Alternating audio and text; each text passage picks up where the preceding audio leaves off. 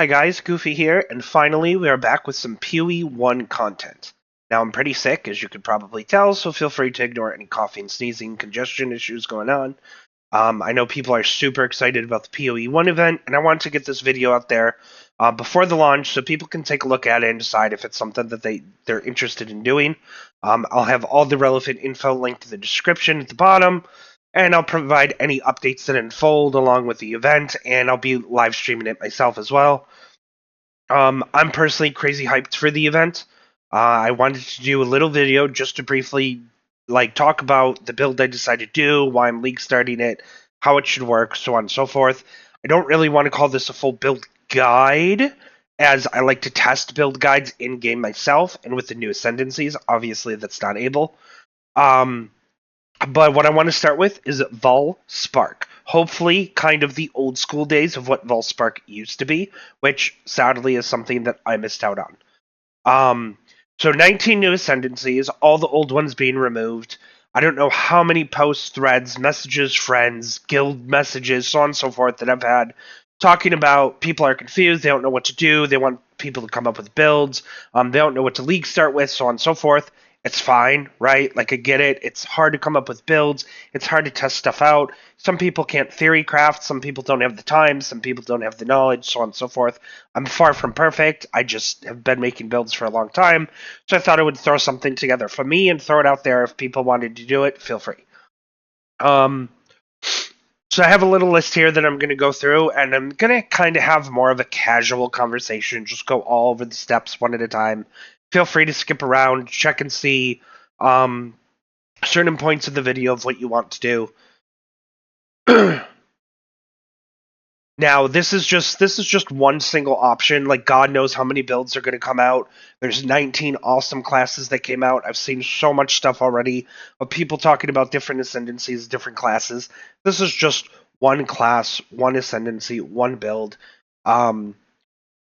So hopefully we can bring Vaal Spark back to that peak of gaming that it used to be years ago. So let's get right into the build and the decisions that were made prior to picking the build. Now, there's not much to showcase in the actual game over here, so it's mainly just theory crafted builds. So just enjoy some of this nice Templar sexy fan service over here. I will go in game for a couple things, but mostly I'll just be showing you POB and some other stuff. So really, what helped me decide to go with the Vaal Spark build? Okay, so three things came together that helped me make this decision. The first was the Ascendancy itself that caught my eye. So the Architect of Chaos is what we're going to go with for this build. The first four class reveals, like the first three, look okay, there's some cool stuff. This could be cool. This needs a little bit more description, so on and so forth. But then the Architect of Chaos came out, and it had a bunch of Vaal skill stuff on it, and it looked really powerful. It looked really cool, and it looked very build defining. Like, it's obviously made solely for Vaal skills. And if anybody played Vaal Spark way back in the day, which again, unfortunately, I missed, Vaal skills got killed for many reasons, which we'll go over a little bit in the future. But like, you just couldn't do it anymore. So this kind of made me like, I wonder, like, if they made a thing about it, I wonder if we can cook something up again, and let's see if we can bring, some Vaal skills back to where they used to be. And I always love Vaal skills in the game. I've definitely used the Vaal skills, like, to, here and there to, pop one off, but not a build that solely dealt with Vaal skills. So the Ascendancy caught my eye. Second thing that caught my eye, is that not only would it bring back some of it, but like, some of the nodes made it look stronger than before. And I'm like, okay, well, if I understand like how it was played before, which I know just a little bit, I had to look up a lot of research about it. And what's going on now, like, this actually looks like it's obviously for an event, not a league, but it looks like it could be even stronger than it was before. And then the final thing that made the decision was, like I said, was, I guess I should term it, snatching a missed opportunity. So I've played a lot of Path of Exile over the years, and I've done an ungodly amount of builds. However, there's a few big meta builds, so to speak, that I kind of missed out on back in the day, and I was doing other stuff, so I never really got a chance to play them. And then when I planned on playing them, they were already nerfed or changed or gone. Well, you can't go back and play those if they just don't exist anymore. One of the examples would be the Valspark meta. So it was really, really, really big some years ago, and it was the peak performance of gameplay, some people say. The clear was great, um, the single target was great, bosses were great, and I never really did it. Well, now it's gone, so you can't really go back. Spark is still pretty good, like by itself, but Valspark is pretty much gone. So with these three things put together, I decided, okay, well, let's see if I can cook up a Valspark build and see, let's do a bunch of research and check things out and see what it is, okay? So a couple things to take note of before we get started. Since I never did Valspark back in the day, it was really hard to find information and to compare my plan with like what it used to exist and what changed, or was this better or was this worse, because Valspark was years and years ago. And I'll go over the nerfs and the changes and the mechanics of why that changed. But um, defenses I know were, I think, kind of weak back in the day on the Valspark builds. And then, like I said, I'm hesitant to call this a full build guide because I like to test the stuff myself. But for all intents and purposes, it's basically a build guide with mostly just theory crafting it. So without further ado, let's slowly and casually talk about all the builds, all the mechanics, defense, offense, POB, skill gems, the whole nine. Okay?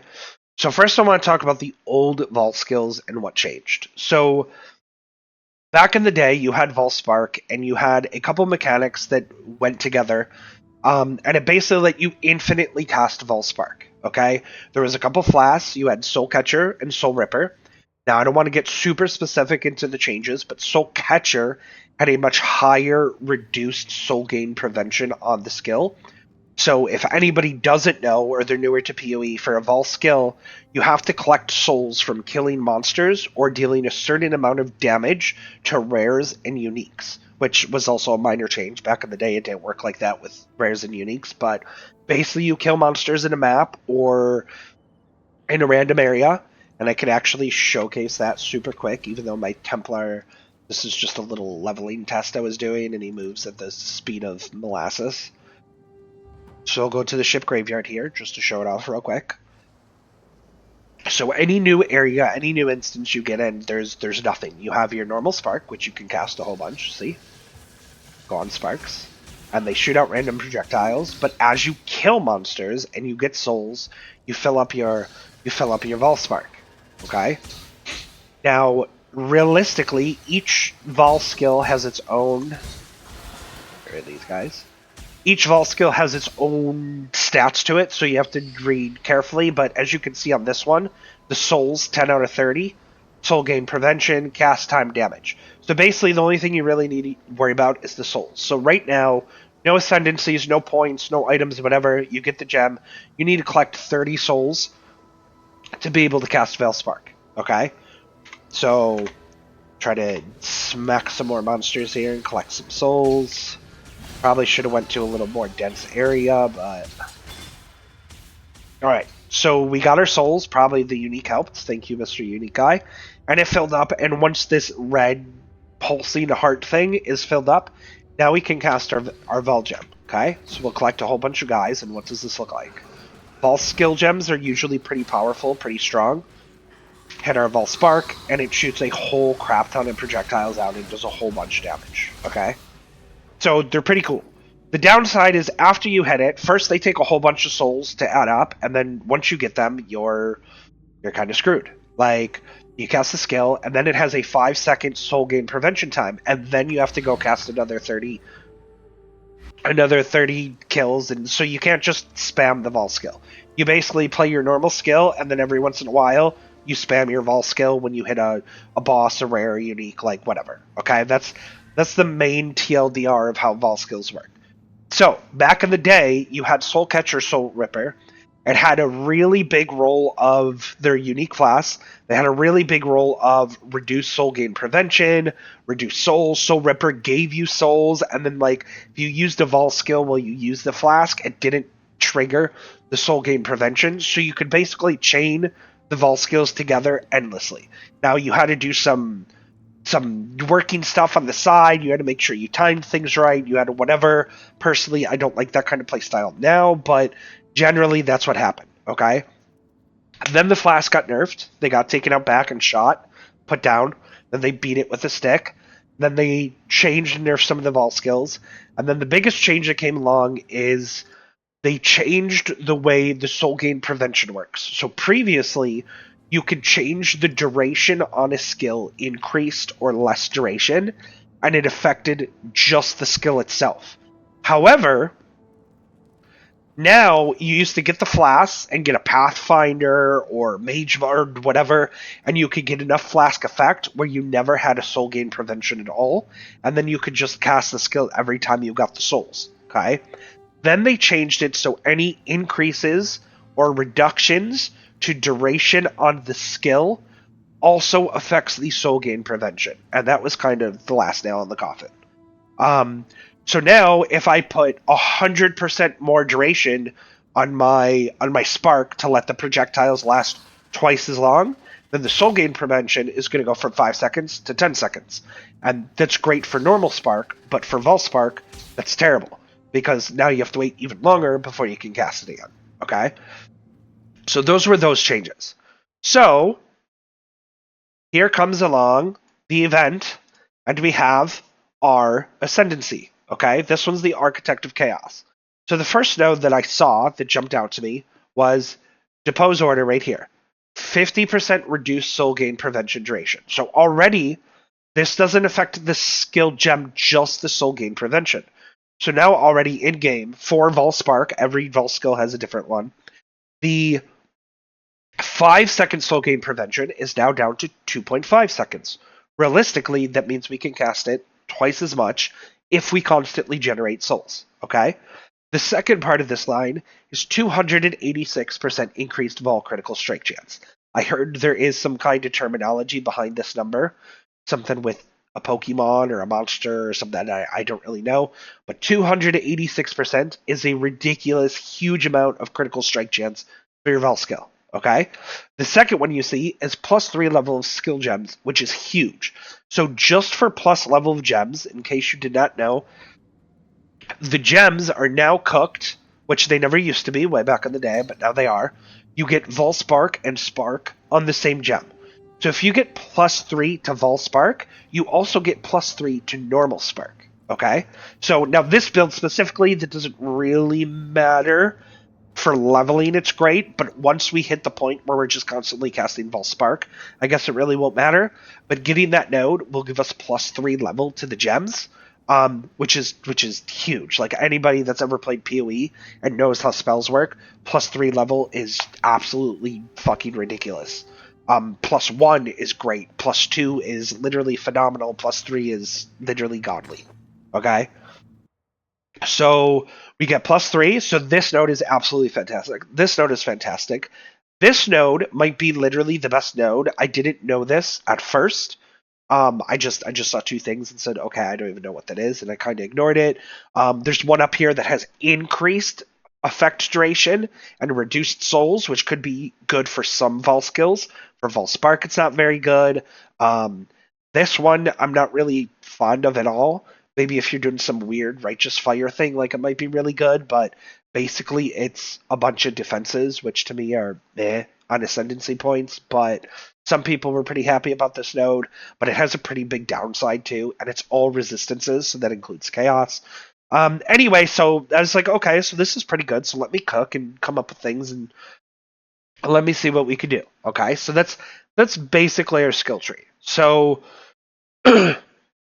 now, the next thing is a new ring that came out. Now, this came out in 3.14.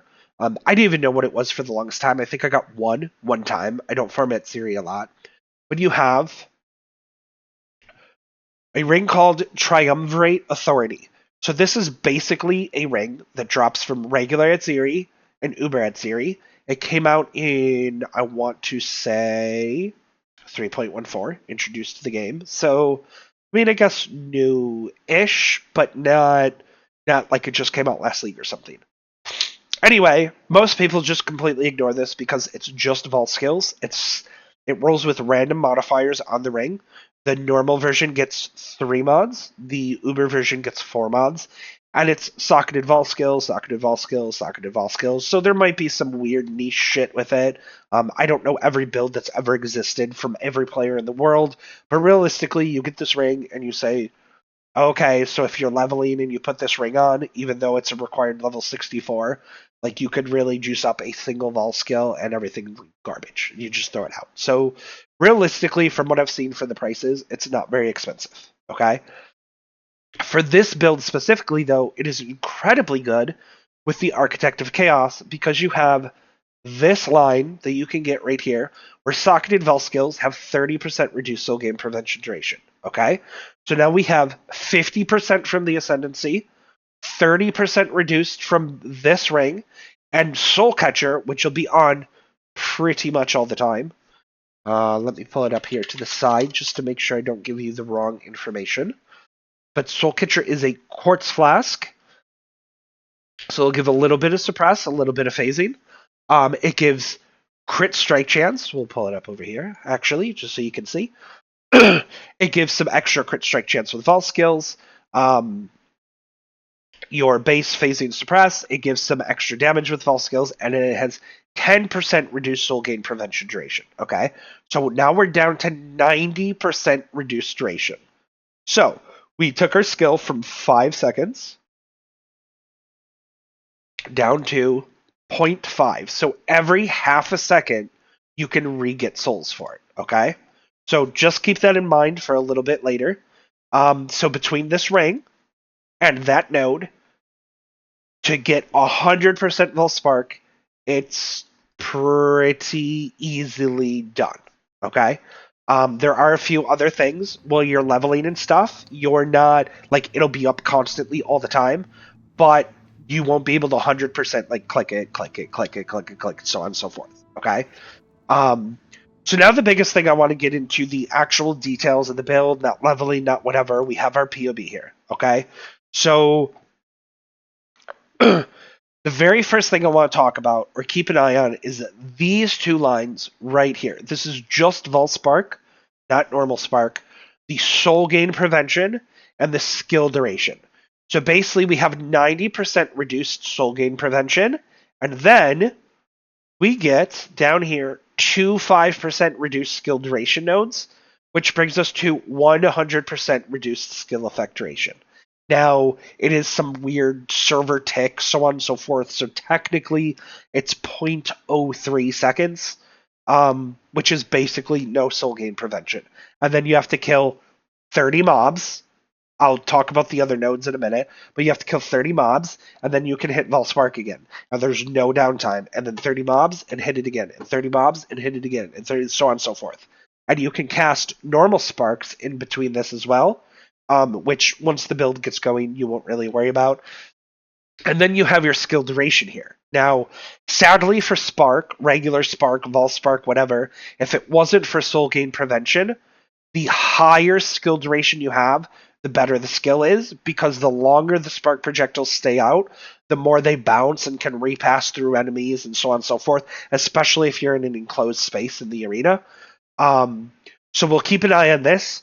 We'll get into this briefly a little bit later, but basically there's a certain magical number here you want to hit.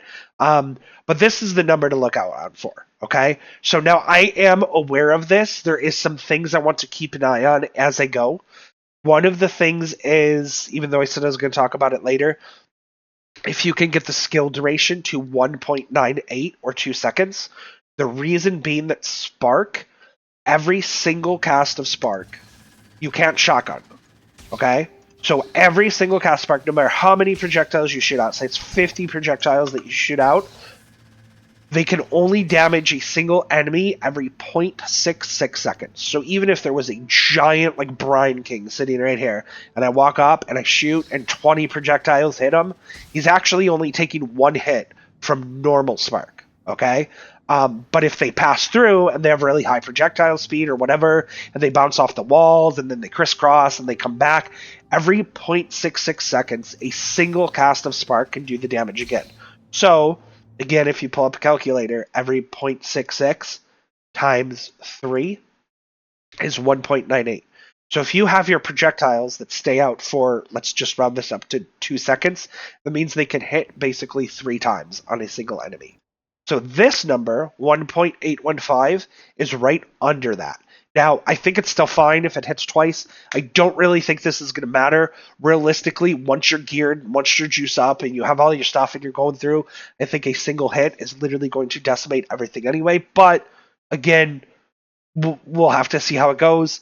Um, there'll be a lot of projectiles. Volspark shoots out 100 of them, and Volspark, so that's for Spark specifically, okay? Volspark is different. So Volspark is one of the only skills in the game that actually quote unquote shotguns.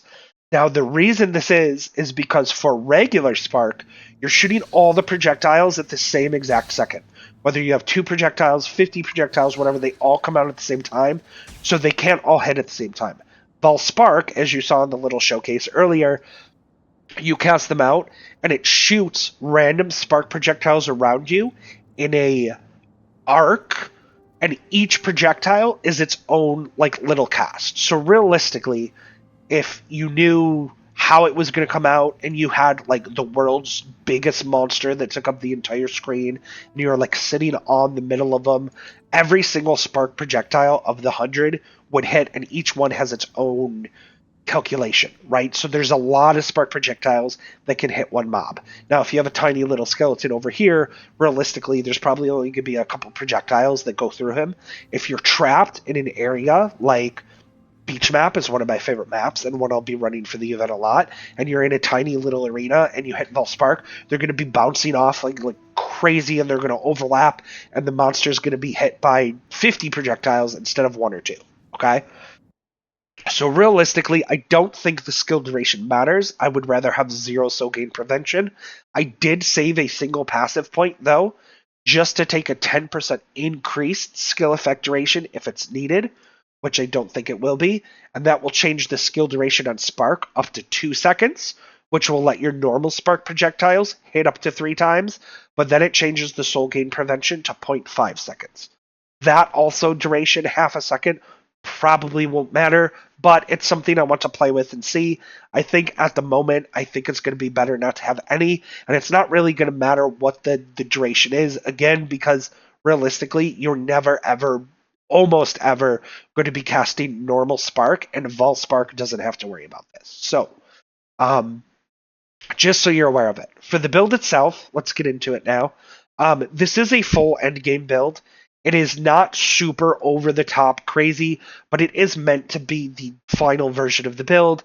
It is level 100. It is a Mage Blood build. I have a Mage Blood on here.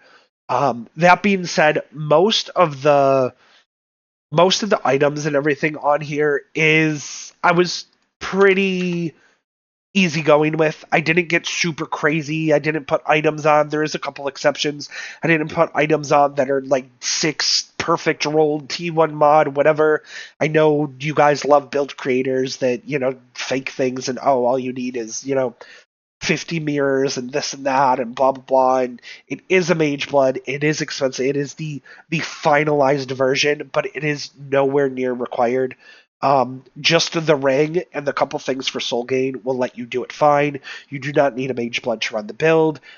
Leveling with Spark. Spark is a great ability. It levels great. It does your beginning early game great. It does early maps great. As soon as you get some projectile speed and you put it on there for clear and stuff, the build works fine.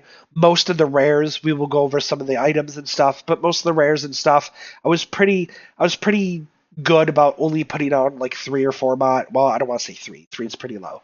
But like you can see on the chest, it is a double elevated mod, but it's only 4 mods, and one of them you can almost force apply on, which is the additional curse.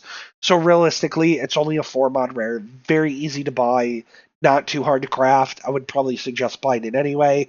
Some of the rares are like 4 or 5 mods. The amulet is definitely pretty expensive. If you get this version of it, there is a few pieces. I think my jewels are pretty. I think I did 4, and they're 3 crit and cast speed, which is probably super expensive. You can very easily do 3 mod jewels, and the DPS will just go down a little bit. Anyway, it is meant to be the final version of the build, so it's not cheap It's not going to be a league starter, but you should have no problems getting to that point or not reaching the ceiling of it. So I went over the spark mechanics every 0.66 seconds. Vaal Spark already, I told you, it's one of the few skills that like shotgun. So basically, this is a very end game number, but this is the hit DPS per Vaal Spark per projectile. Now, depending on how many projectiles hit the monster, how many times they bounce off, how long they can pass through, like so the projectiles can still pass through every 0.66 seconds to re-damage, but this comes out to some absolute ridiculous number if you get a ton of projectiles, because you get literally 2.5 million, basically. Even, let's just lower it to 2 million times 100 projectiles is 200 million, and then they can each pass 0.66 seconds, so there's a good chance that they can pass through at least twice. So now you're up to like 400 million damage. Now again, I'm not saying this build is a 400 million damage build. That's if every single projectile hit the enemy and then pass through, bounced off a wall, and hit the enemy again before disappearing. You're not going to do 400 million damage, but especially in enclosed spaces, arenas, pierce, projectile speed, so on and so forth, you will do many, many, many millions of damage. Spark calculation is very weird to calculate, but you should very, very easily be doing a very high number of projectile damage, especially for enclosed arena type maps, which realistically is most of the end game of stuff, right? Like clearing is not, anybody that's played PoE, clearing is not super great or super terribly difficult with most things.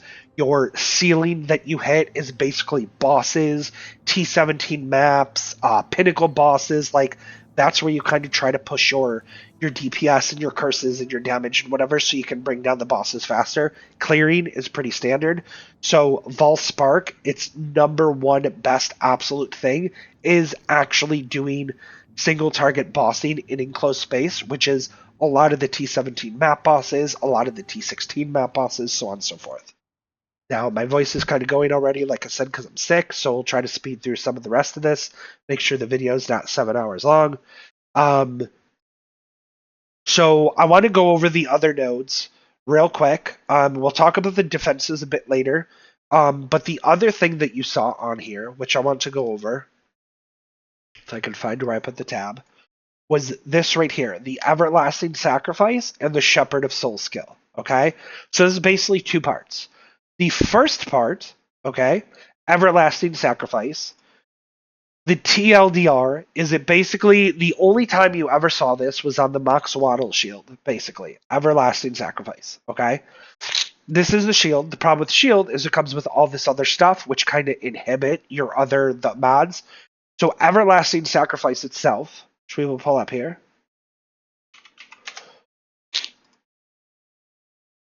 Everlasting Sacrifice, when you reach full energy shield, you sacrifice all that energy shield, and you get +5 to all max resistances, including chaos, for 4 seconds. Okay? So, so on this build, obviously we can't do a CI build. Like, it's pretty popular to do CI, low life, whatever. Obviously we can't do that because with this node, we're literally sacrificing our ES. So that is why we're a life-based build. Okay? So we do have a little bit of ES. What this ES number is does not really matter. And the reason that being is before this Ascendancy existed, if you got this shield and you used Everlasting Sacrifice, you have all these other skills which inhibit your ES regen. You can't gain ES. I don't know the exact things, but there's a couple of them that kind of like slow down the recharge, or you don't recharge. Vaal Pact, I think, stops it from regenerating at all. Like, so basically, you have to do all this other wonky mechanics to actually take advantage of that. This Ascendancy literally just gives you Everlasting Sacrifice, and you don't have any of the other nodes, which means every 4 seconds you get +5 res, and Energy Shield, in general, recharges 33% or 33.3 or whatever it is over 1 second. So if you're not hit, and you're not damaged, and you're not whatever, basically every 3 seconds your ES is going to regenerate, and every 4 seconds it's going to go back to 0 and regenerate. So it's basically going to auto-cast itself 100% of the time. Okay? Now, the other side of this that I want to point out is Divine Flesh. Now, we do not get Divine Flesh on the node, but if you get it on a jewel, you need a Glorious Vanity, and I'm not even going to try to pronounce that name, especially being sick. Actually, will, because it's fun. Zabakwa. And it basically gives you Divine Flesh. So Divine Flesh gives all damage taken bypasses Energy Shield. Doesn't matter at all. We don't care. We're life-based build. 50% of elemental damage taken is chaos damage, and then plus 5 to max chaos res. Okay? So TLDR, basically what this does, once it's set up a little bit and you have a Timeless Jewel and you have this node, is basically, and we do have a little bit of ES stuff. You can get some ES on kill. You can get whatever just to help. You can get a little bit of leech if you want, so on and so forth, whatever.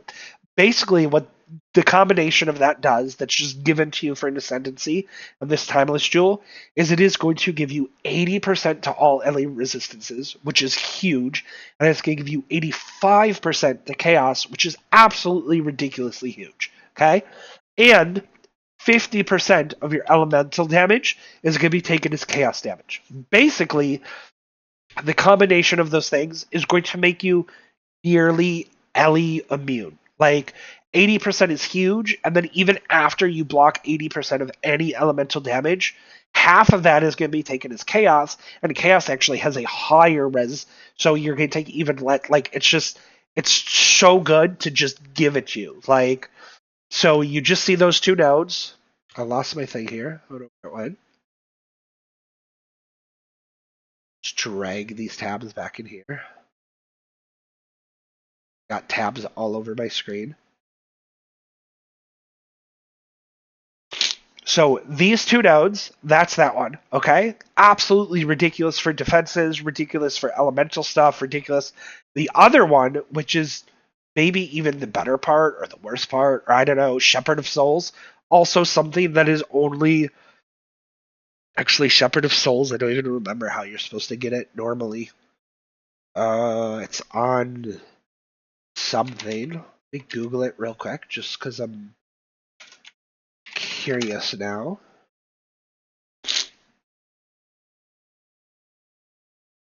Oh, so it's on a unique item that you normally have to get, but basically that's what this gives you.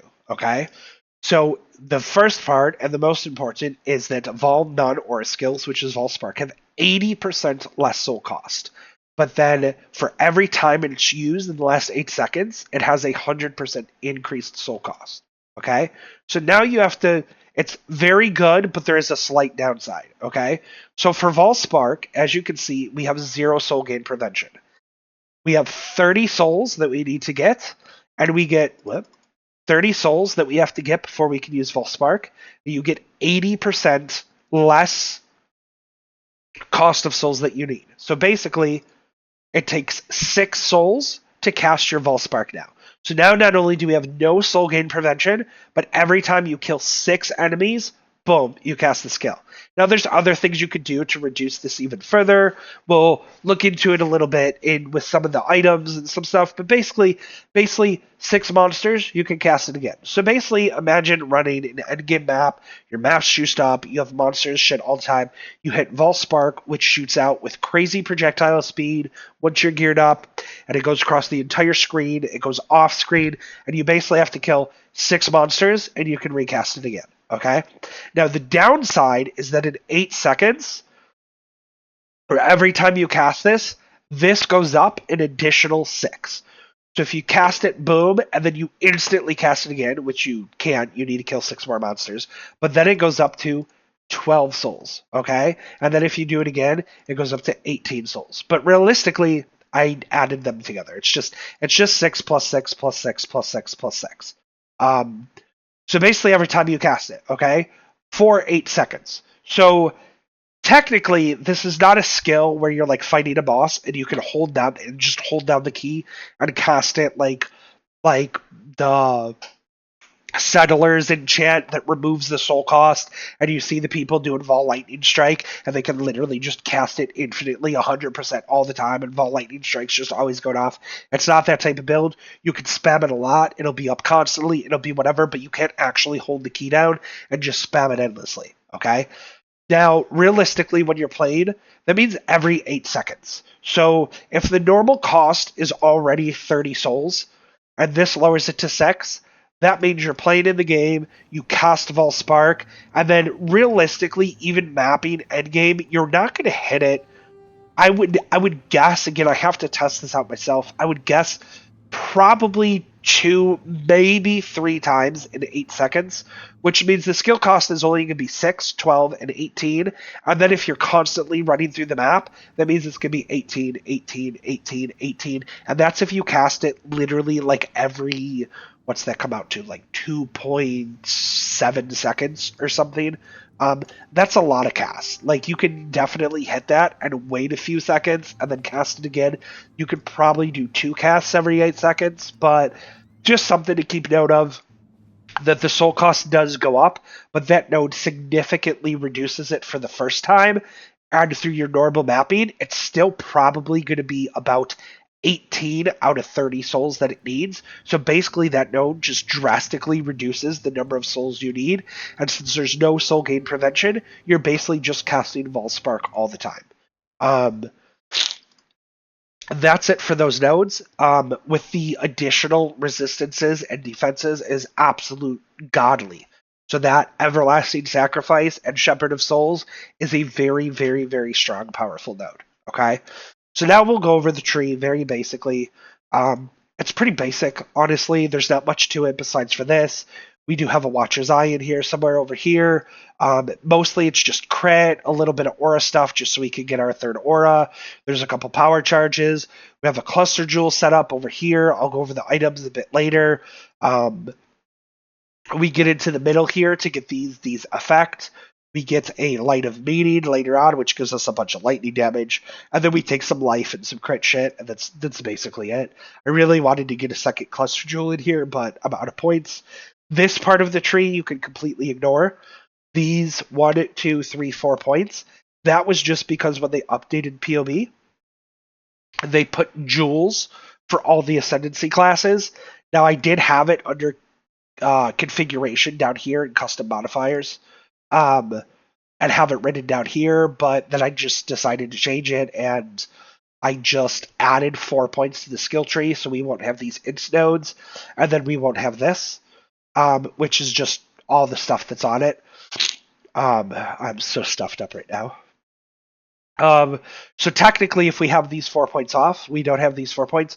We're actually at 122 out of 123, and that's only because I wanted to save 1 point for this increased duration, which I don't think we're going to need, but we'll see. So you can ignore that part of the tree. Everything else is very basic. We did get a little bit of spell suppress over here. Here's one where you recover 50 energy shield when you respect spell damage, which helps with your ES a little bit. Let's see what else. We did get a little suppress over here. Everything else is pretty basic. There's not much to the tree at all. And we try to get our crit up as much as we can. We have 89.11% right here. This helped, obviously, with the node. That gives us 286% increased Vol crit strike chance. Now, you can push this number up. Actually, so this is one thing I didn't change yet, and I need to. So I put a quartz flask on. There's other ways you can change this. You can get a Watcher's Eye mod. You can get a little bit better rolls. Most of our jewels here, we have just crit multi stuff. You could totally get a roll or two of crit chance that will bring it up more. Some of the items you can change. Like there's a lot of stuff you can do, honestly.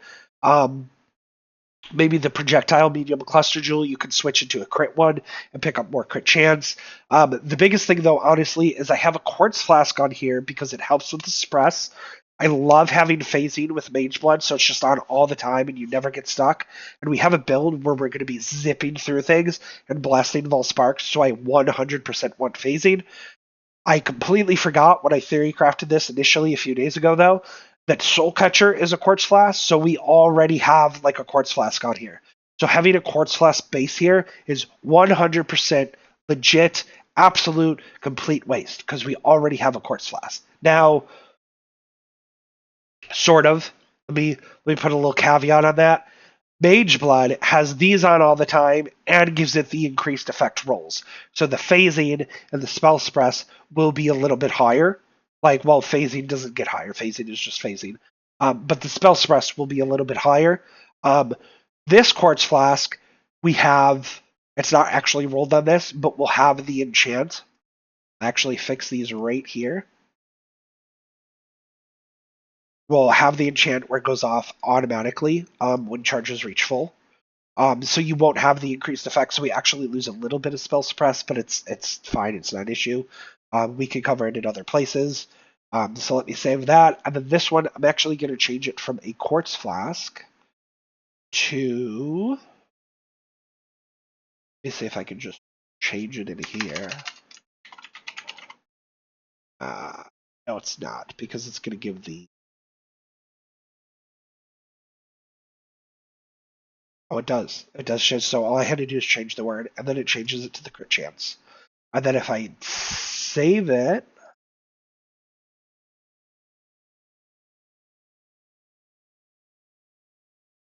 it didn't change the number.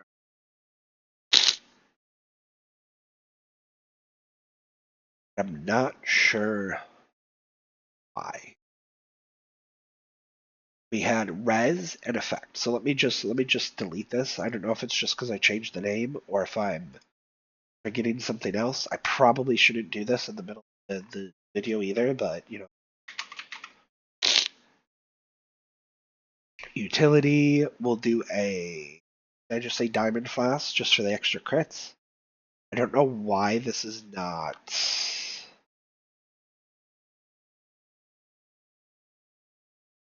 Why this is not changing the. Oh, I already have a diamond one. I am an idiot. Okay, so we'll ignore that for now. I'll fix that and I'll update it, but we obviously have to use a different flask instead of quartz. So maybe we'll do silver, maybe we'll do something else. I can't believe I actually already had a diamond on here and I didn't see it. Anyway, TLDR, just ignore that last 60 seconds. We basically have a 90% crit chance, which is really high on a lot of crit multi. We could definitely push this number up, but that's basically where it's at. I'm going to go over the gear really quick on this because the video is definitely getting kind of longer because I get sidetracked a lot. It's basically a Widow Howl build. Okay, it's the first time I've ever personally used Widow Howl. You can completely ignore the double corrupt. That was when this was socketed in here. Now it's not, and I'll go over the gems at the very end. But basically 250% increased bonuses. There's not really any good corrupts that can do this. I'll talk about the Spectre stuff a little bit later. But basically, the entire point of this build for the Spark, for the Vaal Spark, for the Clear, is to get this bow that really juices up your quiver and gives the increased bonuses gained from quiver, and then making a quiver like this, which is really, really, really good. It's not really super crazy expensive. It's not too hard to buy. There's numerous crafting videos on it, but this is the very end game version of it. But you basically want to get Pierce, you want to get Global Crit Multi, Life is kind of the bonus. Chaos Res is really good because you want Chaos Res, especially because we need a whole bunch of it because we have to reach 85%. And whatever roll you get 2.5 times that roll in from the Widow Howl. So you basically get a crap ton of Pierce, you get a crap ton of Crit Strike multi, you get a crap ton of life, and almost most importantly, the projectile speed, which you get a crap ton of, which is very, very, very important for Spark, especially for map clearing. Okay? Helmet, we have pretty basic. You can tell again by the rolls. The enchant is just a normal enchant. You can ignore the implicits. It's just to add a little bit of crit, a little bit of reservation efficiency. They're only like, I think, greater Elder and Eater essences. Dex is kind of hard to come by, so I have a big Dex roll on here, and I think it's on a ring as well. The evasion ES roll you can basically just ignore. So basically you have a helmet that's life, suppress, dex. That's it. Very super easy, very cheap. I do have the best evasion ES base. You can go pure evasion, but again, it's hard to reach that dex. And since the helm needs dex on it itself, you have a really high dex base and you're counting on the dex from the item, it'll be hard to get the item on before the dex actually counts. So for that reason, I did evasion ES base. Chest armor is simple. You want a sacrificial garb because it's +1 level of all Vaal skill gems. Now, I'm not really going into full crafting or anything in this, but you basically want the increased effect of your auras and the +2 to spell crit strike chance. That's what helps us get, that's a base spell, so that's what helps us get so high. Um, and then basically life and an additional curse. We get a total of 3 curses, which we'll go over later. But again, 4 mod, pretty easy to do. They are 2 elevated mods, but you slam them together and you should get, basically just try to get life or a good life roll. And then you can add the curse after. And then obviously you can, I don't even have something crafted on this at the time, probably percent life, something like that. You could do block, you could do anything. The gloves, same thing. We have basically suppress, some evasion, life, and 2 reses. Now again, outside the suppress, you're literally talking like 2 or 3 chaos gloves, life, res. You basically add the suppress on there. They're not very hard to get. Relic Heshes are always good for so many builds. This one is corrupted with suppress, which is very important if you want to get 100% suppress without having to get the mastery over here.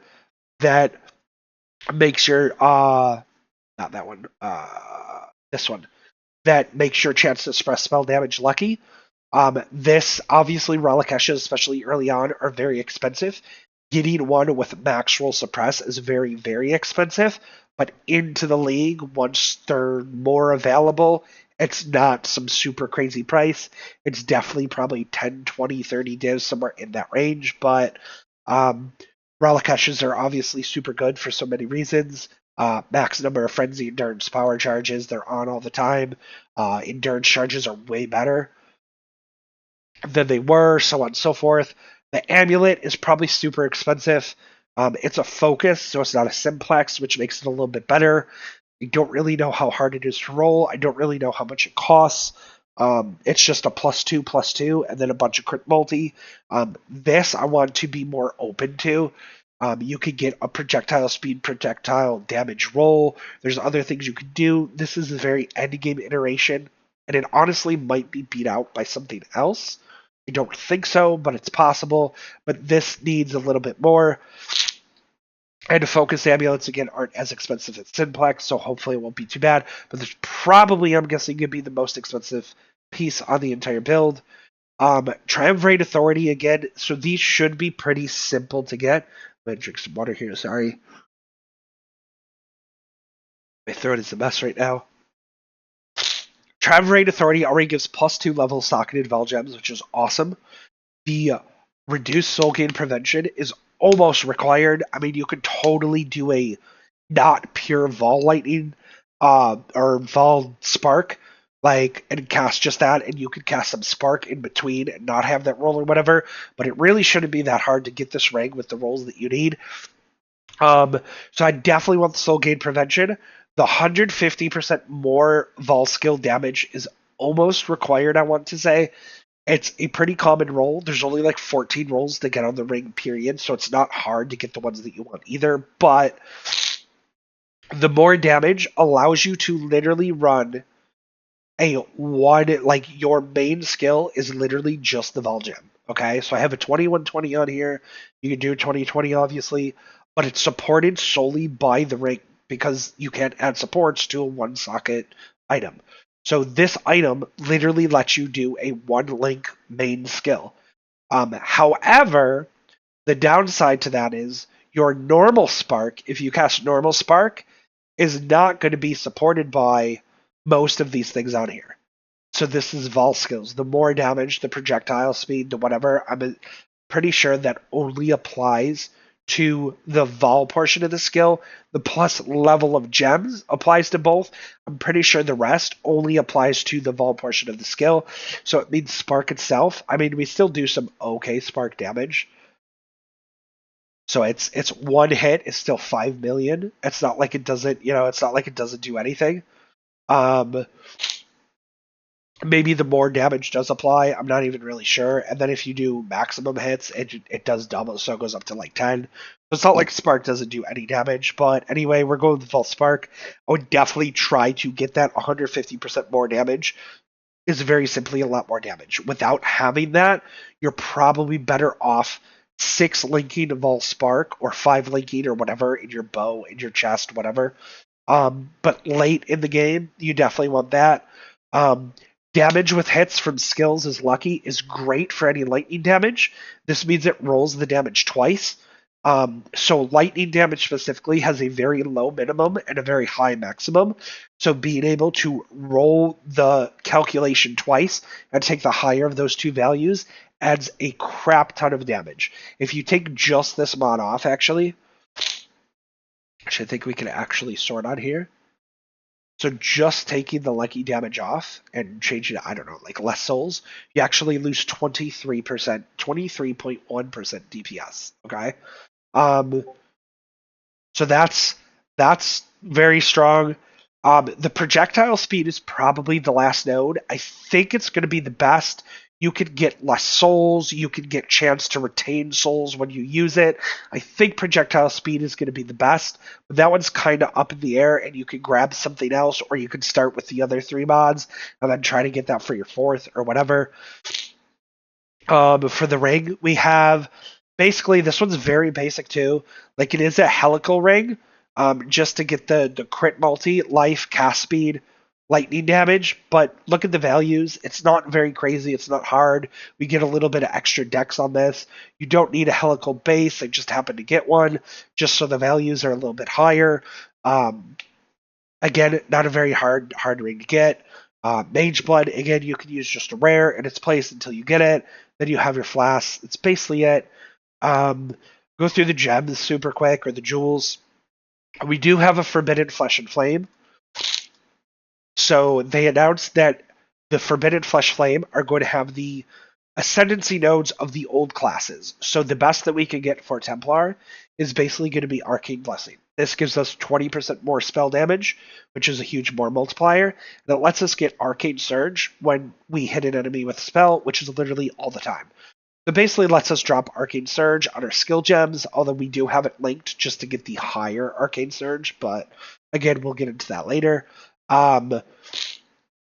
We have a Storm Shroud. This is very simply because we roll one of the mods after we get a Mage Blood onto whatever flask you want to avoid being shocked. So you get a Storm Shroud jewel, and it basically makes you immune to all LE ailments. You don't have to worry about any of them. Scorch, brittle, chilled, frozen, shocked, ignite, nothing. You're completely immune to them. We have a normal large cluster jewel, some leech, some lightning, some other stuff on it. It's all pretty basic. You can see it in the POB. Watcher's Eye, we did a flat evade chance just to get our evade up here more. And increased lightning damage with Wrath. You can get a third mod. You can get increased crit chance with Wrath. You can do some other stuff. We have just two normal medium cluster jewels, and then the Timeless Jewel and the Light of Meaning Jewel. And that's pretty much it for the items. The defenses, as you can see, I'm going to go over super quick, is very, very strong. We have a very healthy, like 4.4k life. We do have a little bit of ES, which we don't really want to count on. We do have a little bit of regen. Mana is not really an issue. It's just a one Link of All skill, and it costs souls, so realistically, it does not cost mana at all. Our fourth Ascendancy that we get on the node actually makes skills cost life instead of mana.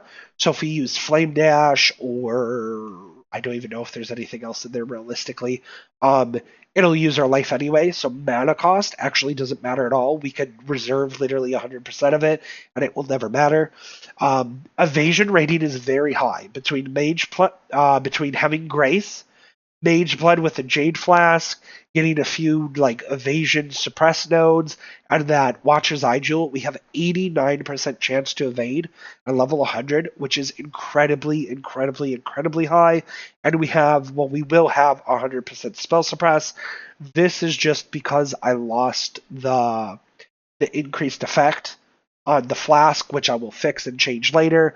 If this number gets too low, I'll just turn on the mastery to have lucky suppress, and it'll go back up to 98, 99. I'll play with this a little bit as I go.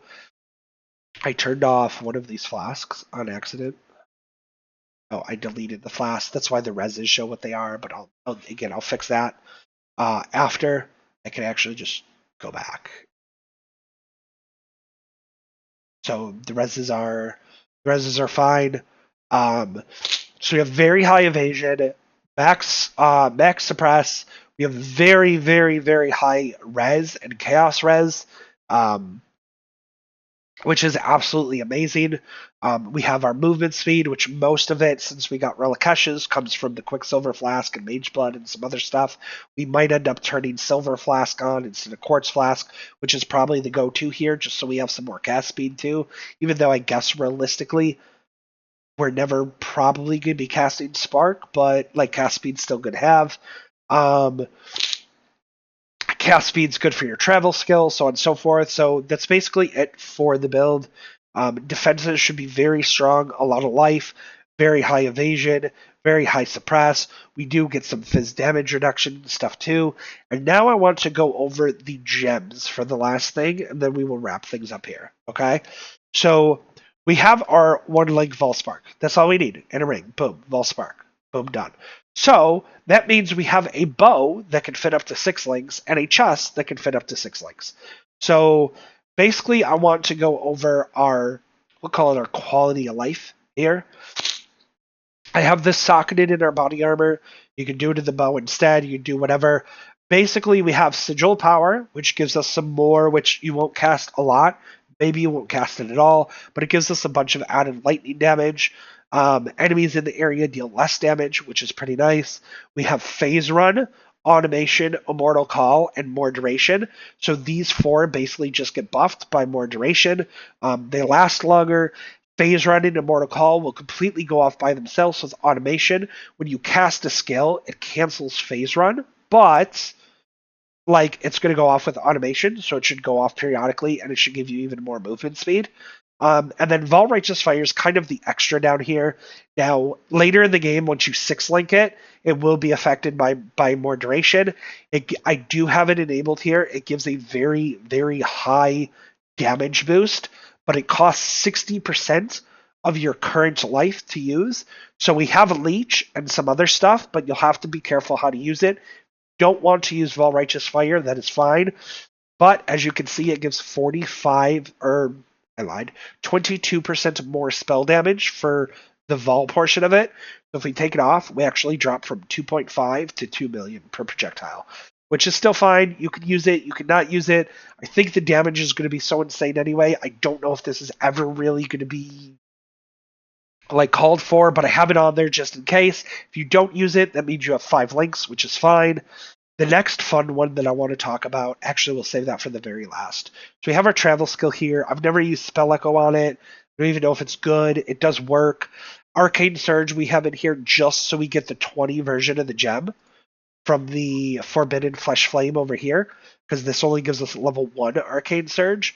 So if we have a 20/20 gem socketed, it will actually give us a level 20 Arcane Surge instead, no matter if it's on as long as it's linked to a skill somewhere, it'll use that when we get the buff from the tree.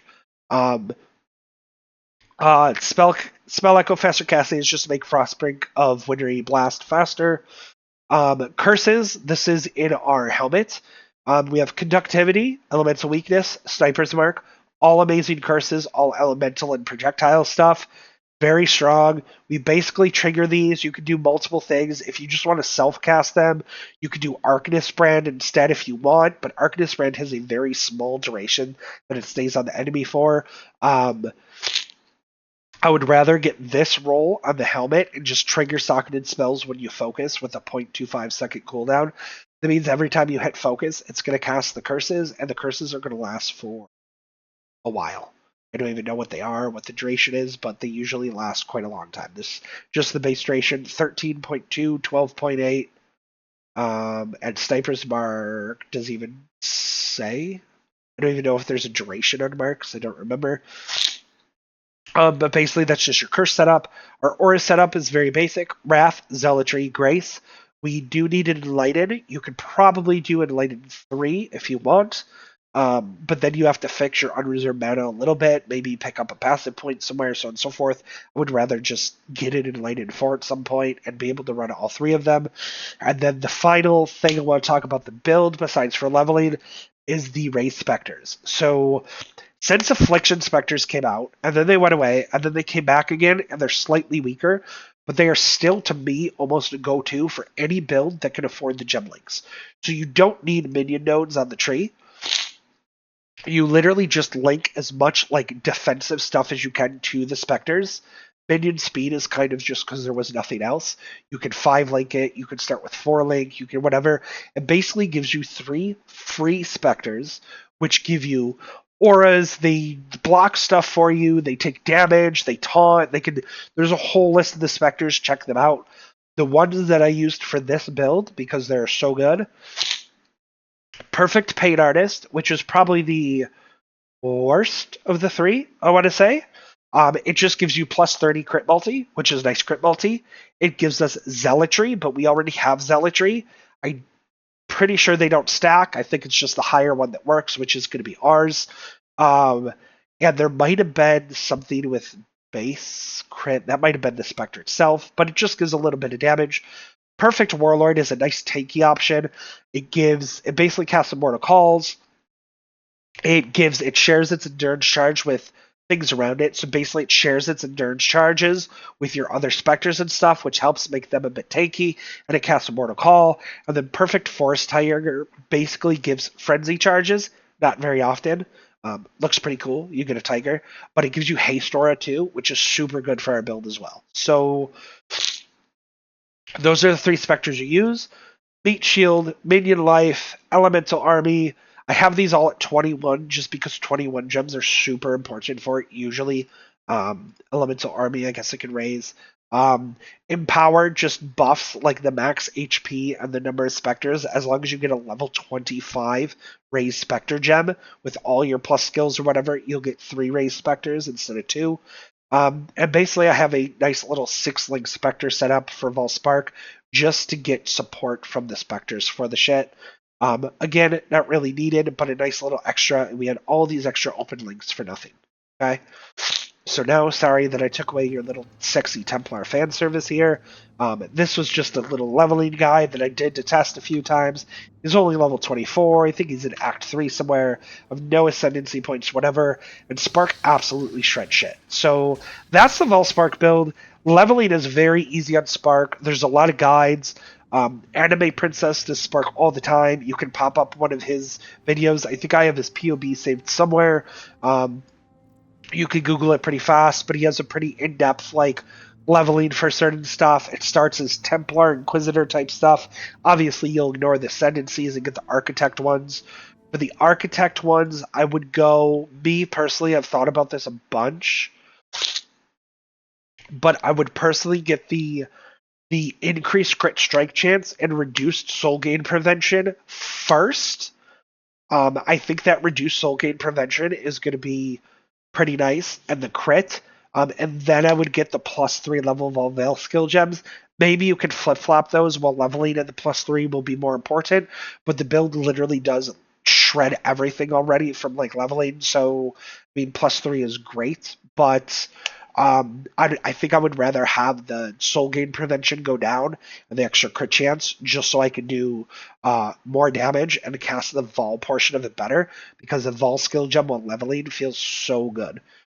Then I would get the +3, then I would get the Everlasting Sacrifice Shepherd of Souls, and then I would get the skills cost life instead of mana at the end. Besides that, that's pretty much it. You 4-link early on, you get your Volspark. You link it with added lightning damage. Pierce as soon as you can. I don't think Templar gets access to the Pierce gem, so you will have to have somebody buy it for you, or trade for it, or however you want to do it. But Pierce is super early. It's the most important gem on leveling, or else your Spark, you're going to cast your projectiles, it's going to hit one monster, and the projectile is going to go away. You definitely want the projectiles to Pierce. And then faster casting once you hit Act 2. And that's pretty much all I have so far, and it's decimating everything. I put Herald of Thunder and Clarity on, Arcane Surge, Flame Dash. I did do Orb of Storms and added lightning damage just for a little bit extra boss damage.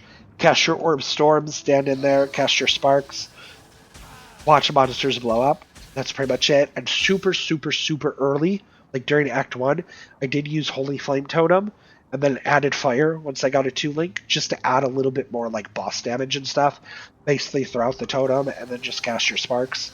Um, Once I got Orbistorms and I got my heralds and stuff like that, I don't even really use the totem anymore. I literally just use spark to kill things, and then if there's a rare or whatever, I'll throw down Orbistorms and then I'll just spark. And that's basically it. It'll carry you through the entire campaign super easily. Um, Later on, you can upgrade these gems. You can get lightning penetration on there. You can use controlled destruction if you want.